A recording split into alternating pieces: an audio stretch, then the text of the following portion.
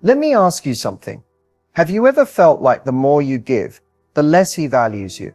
You go out of your way to be understanding, patient, flexible, thinking that being the cool, low-maintenance woman will make him love you more. But instead of earning his respect, you feel unseen, ignored, taken for granted. That's not love. That's you living without boundaries. And here's the truth that no one tells you. Men don't fall for women who sacrifice everything. They fall for the women who know their worth and protect it. In this video, we're not sugarcoating it. We're diving into the 5 most powerful boundaries that instantly shift how a man sees you, from convenient to captivating, from optional to unforgettable. These boundaries don't push him away. They pull the right man closer. You're not here to chase attention. You're here to attract real connection. And that starts by knowing where you draw the line. So if you're tired of giving your energy to men who don't step up, if you're ready to stop over-explaining, over-giving, and overcompensating, this is your wake-up call. Because once you understand how boundaries work, not just as rules, but as reflections of your self-worth, everything changes. Stay with me to the end. Not only will you walk away with actionable steps, but you'll finally know what it feels like to own your power, without apology. Let's get into it. When we talk about respect in relationships, most people assume it's something that just happens naturally. That if you love someone, respect automatically comes with it. But the truth is, respect isn't a byproduct of love. It's a choice. And more than that, it's a response to how you show up in the relationship. Here's what a lot of women don't realize. Men don't respect you because you're kind, giving, or loyal. They respect you when you respect yourself, consistently. Not just when it's easy, not just when it's comfortable, but especially when it requires standing alone, saying no, or walking away from what doesn't feel right. Respect is psychological. It's deeply rooted in how we perceive strength, value, and boundaries. And whether a man is conscious of it or not, his mind is constantly responding to how you carry yourself, the way you speak about yourself, the standards you hold, the way you react when you're disappointed or pushed too far. You teach people how to treat you by what you tolerate. And a man will often test your limits, not out of cruelty, but out of instinct. He's subconsciously asking, how solid is she really? Will she lose herself to keep me around? And if the answer is yes, his respect slowly erodes. What makes a woman magnetic is not how far she bends, but how gracefully she holds her ground. Not with aggression or ultimatums, but with quiet, unwavering confidence. She doesn't beg for better treatment. She expects it, and if she doesn't get it, she moves accordingly. And here's the most important piece.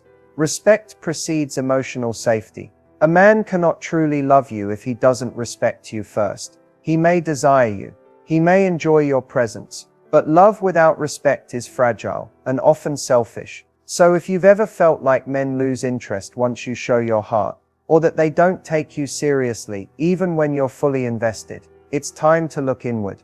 Are you showing up with strong boundaries? Are you holding yourself to the same standard you expect from him? Or are you hoping that love will convince someone to treat you the way you deserve? When you shift from chasing validation to standing in your value, the entire dynamic changes. Men step up. Low-effort behavior falls away. You stop questioning your worth, because your standards already speak for you. Respect isn't a demand. It's a result, and it starts with you. The way you value your time, protect your energy, speak your truth, and choose who gets access to you. That's the psychology behind respect in relationships. And once a man sees that, he either rises to meet you or walks away because he can't. Either way, you win. One of the most subtle yet powerful ways women give their power away in relationships is by over-explaining themselves. And it usually doesn't feel like a big deal at first. You're trying to be understood, avoid conflict, or justify your feelings so the other person won't get upset. But here's the hard truth. When you constantly explain and defend yourself, what you're really saying is, I don't fully trust that I have the right to feel what I feel unless you agree with me. That might sound harsh, but it's a trap so many fall into, especially women who've been taught to avoid being too much, too emotional, or too direct. So instead of speaking simply and clearly, you offer a long explanation hoping it will soften your message. You walk on verbal eggshells. You replay conversations in your head wondering if you said it the right way. And what happens? The man in front of you doesn't take your words seriously. Not because your message wasn't valid, but because your delivery told him you're second-guessing yourself. Men respond to certainty, to clarity. When you say what you mean and leave it at that, it sends a signal. I know what I said. I don't need to convince you to respect it. That's powerful, and it's rare, which is exactly why it commands attention and respect. Now, let's be clear. There's a difference between healthy communication and over-explaining. You can absolutely share where you're coming from, especially in emotionally intimate moments. But when you feel the urge to over-justify, to ramble, to reframe the same point 5 different ways, pause. Ask yourself, am I trying to communicate, or am I trying to manage how this person sees me? The minute your words are more about their comfort than your truth, you've crossed into over-explaining, and it's a habit that slowly chips away at your authority and confidence in the relationship. You do not need to over-explain why you need space. You do not need to over-explain why you didn't text back right away. You do not need to over-explain why something hurt your feelings. A simple, direct statement like "that doesn't work for me," or "I'm not comfortable with that," is enough. You don't owe a 5-paragraph essay for having boundaries. In fact, when you stop explaining everything, you'll be surprised at how quickly people start to lean in and listen more closely. Why? Because silence, when used with intention, creates weight. So next time you feel that pressure to justify your needs, remember you are not a spokesperson for your emotions. You are not here to win someone's approval. You're here to be clear, grounded, and unapologetically honest. That's boundary number 1. And when you master it, everything shifts. Saying no seems simple, right? It's just a 2-letter word. But for so many women, those 2 letters come wrapped in fear, guilt, and overthinking. You feel the pressure to say yes, so you won't hurt his feelings, disappoint someone, or come across as cold or selfish. But the truth is, every time you say yes when you actually mean no, you're abandoning yourself. Just a little more. Think about how many times you've said yes out of obligation instead of desire. You agreed to plans you didn't want to go to. You entertained conversations that drained you. You tolerated behavior that made you uncomfortable, not because you were okay with it, but because you didn't want to seem difficult. But what's actually difficult is living a life where your boundaries are constantly crossed, simply because you were too afraid to hold them. Learning to say no without guilt is a boundary that separates women who people please from women who are respected. Because when you say no, clearly and calmly, you're not rejecting someone, you're honoring yourself. That's not selfish, that's healthy. And the people who truly care about you, they will respect that no. They may not love it in the moment, but they'll understand it. The people who don't respect it are often the ones who are benefiting from your lack of boundaries in the first place. What makes this boundary so powerful is that it removes the need for emotional justification. You don't have to feel bad for protecting your peace. You don't need to over-explain why you're choosing yourself. You're allowed to say no just because it doesn't feel aligned. And no, you don't have to offer a softer version of it. Not maybe later, not I'll think about it. Just no. Kindly, but firmly. This applies to everything. Emotional labor, physical intimacy, your time, your energy. You are not available for everything, and you shouldn't be. When a man hears you say no with confidence and without apology, it tells him something very important. You don't betray yourself to be liked, and that more than anything, earns respect. Here's what happens when you begin living this boundary. Your yes becomes more meaningful. When you do say yes, people know it's genuine, not just a reflex, not just a survival response. And most importantly, you stop feeling resentful, because you're no longer saying yes while silently screaming no on the inside. Saying no without guilt is not a skill you learn overnight, it's a muscle. And every time you use it, it gets stronger. At first you might feel nervous. That's okay. Growth doesn't always feel comfortable.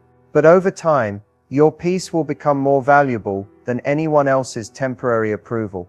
And when that happens, you'll stop asking permission to protect your own boundaries. You'll just do it. That's when you'll notice people start treating you very differently. And that's exactly the point. There's a space inside you that no one else can see. Your inner world. Your thoughts, your energy, your peace, your intuition. That space is sacred, but too often, it becomes wide open to anyone who wants access. We allow people to unload on us, project onto us, manipulate our emotions, or draw us into chaos, and we call it connection.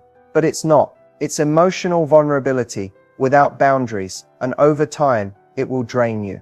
Protecting your emotional space means being conscious of who gets to impact your mood, your focus, your sense of self.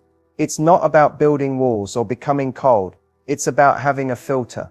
Not everyone deserves the same level of emotional access to you, especially if they haven't earned it. Love doesn't mean being emotionally available 24/7. Respect doesn't mean absorbing someone else's problems just to keep the peace. If someone constantly leaves you feeling anxious, confused, or emotionally exhausted, that's a sign your boundary is too thin, or maybe missing entirely. Maybe you keep picking up the phone for someone who never checks in on you.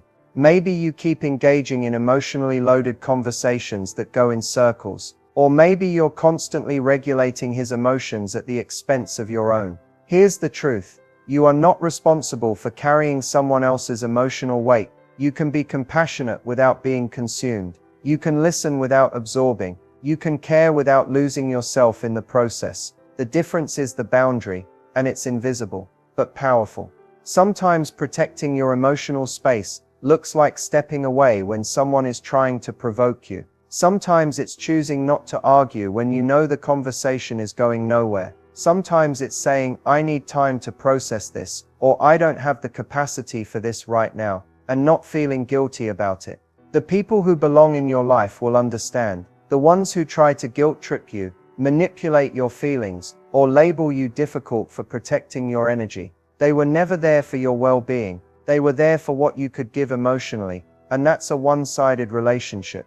When a man sees that you protect your emotional space, he understands you are not to be messed with, that you value your peace, and you won't give it up for temporary attention or chaotic chemistry. It sets a tone. If he wants to be close to you, he has to come correct, emotionally, mentally, and energetically. This boundary will not only protect your heart, it will transform your relationships. Because once you stop letting just anyone into your emotional world, you stop feeling drained, scattered, or anxious. You start to feel powerful, clear, calm. And from that place, you can actually connect more deeply, but only with people who respect the version of you that refuses to be emotionally overwhelmed just to make someone else comfortable. That's emotional sovereignty, and it's everything. Mixed signals are not confusing. They are clear signs that someone is unsure, inconsistent, or unwilling to be honest. But too often, we convince ourselves there's something deeper to decode. One day, he's affectionate, texting you first, showing interest. The next, he's distant, distracted, or disappears altogether. And instead of seeing that inconsistency as a red flag, we turn it into a puzzle. Maybe he's busy. Maybe he's scared. Maybe I just need to be more patient. But here's the truth. A man who is emotionally available and genuinely interested will not leave you guessing. He won't communicate in half-truths. He won't send breadcrumbs, hoping you'll keep chasing. And he definitely won't treat your time and energy like something disposable. Tolerating mixed signals teaches someone that they don't have to be clear with you. It tells them, you can show up when it's convenient and disappear when it's not, and I'll still be here. That's not a connection. That's emotional limbo. And it slowly wears down your confidence, your self-worth, and your ability to trust your own instincts. When you accept inconsistent behavior, you end up overanalyzing everything. You read too much into one good conversation. You downplay how bad the silence feels. You start waiting for the version of him that only shows up once in a while, and you ignore the reality that he's not consistently that person. Protecting yourself from mixed signals isn't about being harsh or reactive. It's about being clear on what you deserve. You don't need to demand attention. You just need to observe effort. You don't need to make someone choose you. You need to recognize when they're not.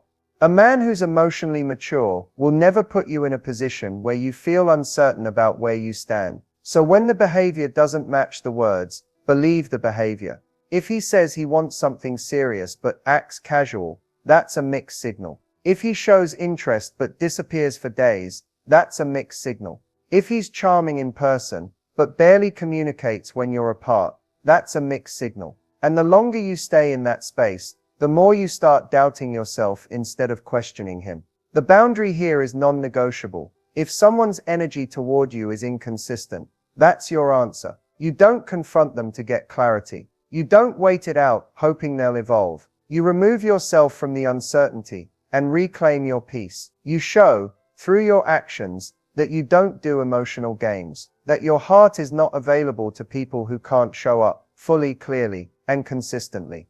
Mixed signals are emotional manipulation, whether intentional or not. And when you stop tolerating them, you stop attracting them, because you're no longer available for confusion. You're only available for clarity, commitment, and mutual respect. That's what real connection is built on, and it starts with you knowing your worth so clearly that you'll never settle for anything less than certainty again. You were not put on this earth to make everyone else comfortable while abandoning yourself. Yet so many women are taught that putting themselves first is selfish, that it's wrong, cold, or somehow unloving. So they make themselves smaller to keep the peace. They silence their needs to avoid conflict. They overextend, overcommit, and overgive, hoping that if they're good enough, they'll be loved in return. But here's the reality. Putting yourself last doesn't earn you love. It earns you burnout. It doesn't create connection. It creates resentment. And any relationship that requires you to constantly deprioritize yourself to keep it alive isn't love. It's sacrifice disguised as loyalty. Putting yourself first is not about being self-absorbed. It's about being self-aware. It means you know who you are, what you need, and what you're no longer willing to compromise just to be liked. It means showing up for yourself before you show up for anyone else. Not because you don't care, but because you understand that you cannot pour from an empty cup. In relationships, this boundary is crucial, because when you don't put yourself first, you start making choices from a place of fear. Fear of being alone, fear of being abandoned, fear of not being enough, and fear will have you accepting bare minimum effort, tolerating disrespect, and chasing people who are not even walking toward you. But when you do put yourself first, everything shifts. You stop chasing validation because you already validate yourself. You stop begging for love because you no longer question whether you're worthy of it.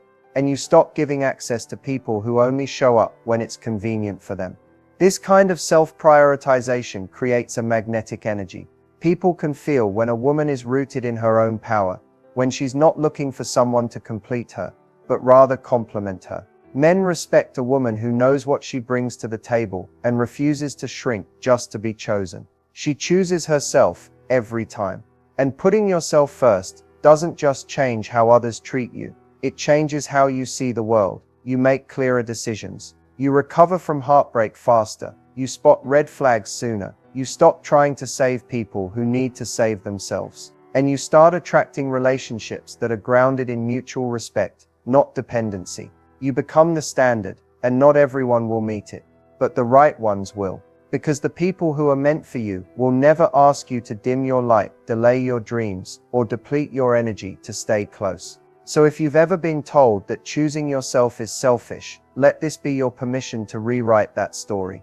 Putting yourself first isn't just a boundary, it's a lifestyle. It's a commitment to never leave yourself behind, no matter who walks into or out of your life. And once you live that truth, you never go back. So here's the truth. Boundaries aren't about pushing people away. They're about pulling yourself back into alignment. They're about finally stepping into the version of you that doesn't shrink, chase, or beg.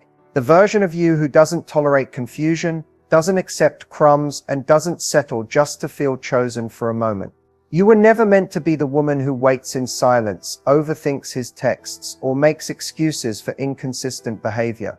You were born to stand fully in your worth, not because someone gave you permission, but because you finally decided you don't need it.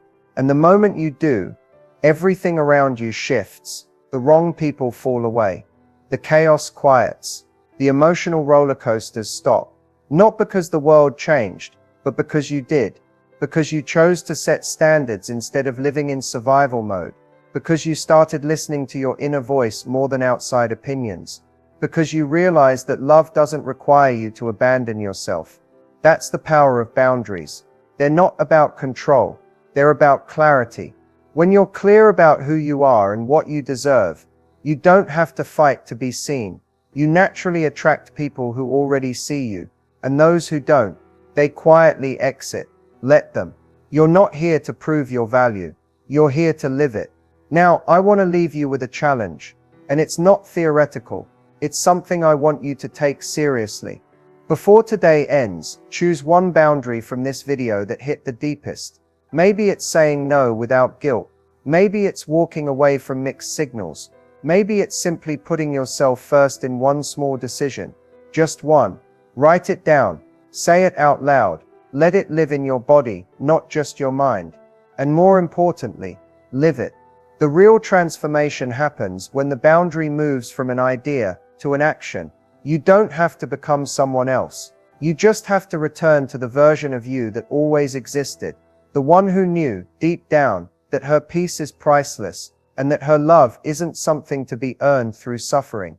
This is your moment to reclaim your space, your voice, your standards, not to prove anything, but to protect everything that matters to you. Because the more you honor yourself, the more life rises up to meet you in that same energy. So here's your reminder. You don't have to wait to be